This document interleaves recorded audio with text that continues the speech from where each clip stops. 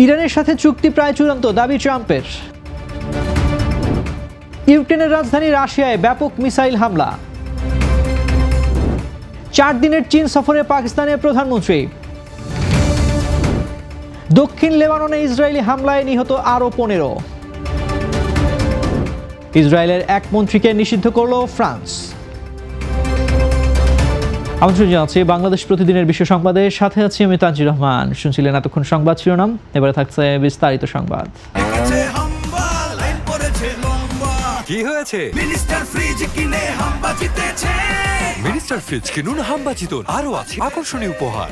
গত 28 ফেব্রুয়ারি থেকে শুরু হওয়া রক্তক্ষয়ী যুদ্ধ স্থায়ীভাবে বন্ধে মার্কিন প্রেসিডেন্ট ডোনাল্ড ট্রাম্প এবং ইরানের মধ্যে একটি 14 দফার খসড়া চুক্তি প্রায় চূড়ান্ত পর্যায়ে রয়েছে। সম্ভাব্য এই চুক্তির আওতায় অবরুদ্ধ হরমুজ প্রণালী পুনরায় খুলে দেওয়া হবে, লেবানন সহ সব ফ্রন্টে যুদ্ধ বন্ধ হবে এবং ইরানের জব্দ করা $25 বিলিয়ন অর্থ ফেরত দেবে যুক্তরাষ্ট্র। সিবিএস ও এক্সিওএস নিউজকে দেওয়া সাক্ষাৎকারে ট্রাম্প জানিয়েছেন, আজ রবিবারের মধ্যেই চুক্তি স্বাক্ষর অথবা ইতিহাসের সবচেয়ে ভয়াবহ সামরিক হামলা যে কোনো একটি চূড়ান্ত করা হবে। ইসরায়েলকে এই আলোচনা থেকে সম্পূর্ণ দূরে রেখে ট্রাম্প ইতিমধ্যে সৌদি, কাতার, তুরস্ক, মিশর ও পাকিস্তানের শীর্ষ নেতাদের সাথে যৌথ ফোন আলাপ করেছেন, যেখানে পাকিস্তানের সেনাপ্রধান জেনারেল অসীম মুনির মূল মধ্যস্থতাকারী হিসেবে কাজ করছেন।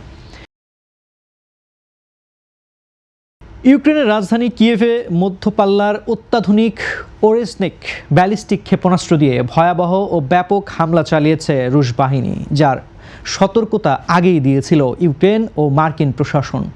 গত শুক্রবার রাশিয়ার অধিকৃত লুহানস্কের স্টারোব্লিক্স অঞ্চলের একটি কলেজে ইউক্রেনীয় ড্রোন হামলায় 18 শিশুর মৃত্যুর পর এটিকে জঙ্গি হামলা আখ্যা দিয়ে রুশ প্রেসিডেন্ট ভ্লাদিমির পুতিন এই তীব্র প্রতিশোধের নির্দেশ দেন। ইউক্রেনীয় সেনাবাহিনী কলেজে হামলার অভিযোগ অস্বীকার করে দাবি করেছে, তারা মূলত 2024 সালে প্রতিষ্ঠিত রুশ ড্রোন উৎপাদনকারী রুবিকন ইউনিটের সদর দপ্তরকে টার্গেট করেছিল। কিয়েভের সামরিক প্রশাসন তৈমুর তাকাচেঙ্কো নাগরিকদের নিরাপদ আশ্রয়ে যাওয়ার নির্দেশ দিয়েছে এবং মেয়র ভিতালি ক্লিচকো জানিয়েছেন, রাজধানীর বিভিন্ন স্থানে মিসাইল আঘাত হানার ব্যাপক ক্ষয়ক্ষতি ও হতাহতের ঘটনা ঘটেছে।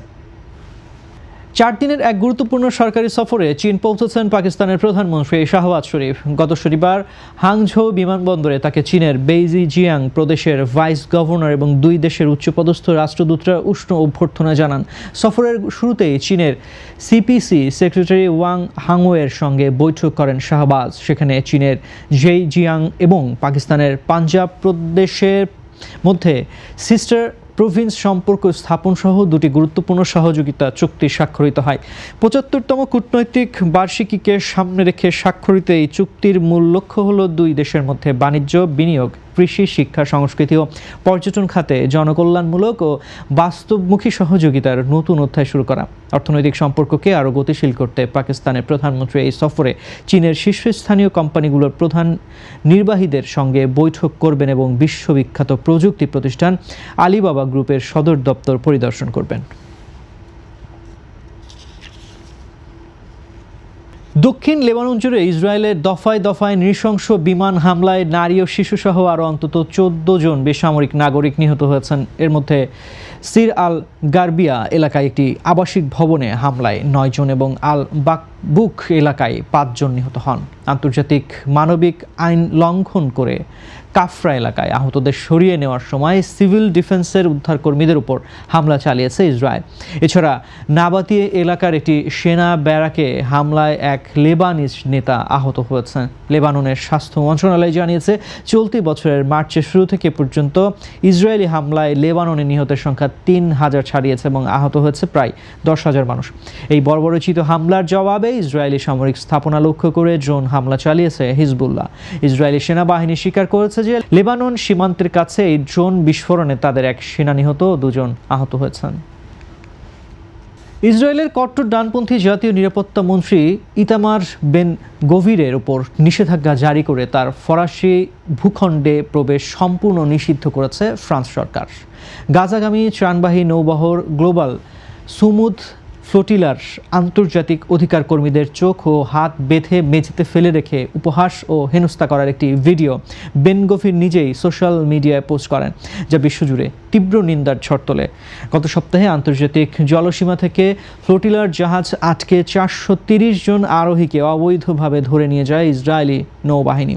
ফরাসি ও ইউরোপীয় নাগরিকদের ওপর এমন অগ্রহণযোগ্য আচরণ ও চরম অবমাননার দায়ে ইতালি, ফ্রান্স, কানাডা সহ বেশ কয়েকটি দেশ ইসরায়েলি রাষ্ট্রদূতদের তলব করেছে।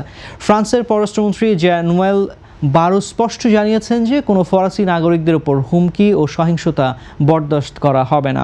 একই সাথে বেন গভিরের দীর্ঘদিনের উস্কানিমূলক ও বর্ণবাদী কর্মকাণ্ডের জন্য তার উপর নিষেধাজ্ঞা আরোপ করতে ইউরোপীয় ইউনিয়নের প্রতি জোরালো আহ্বান জানিয়েছেন তিনি।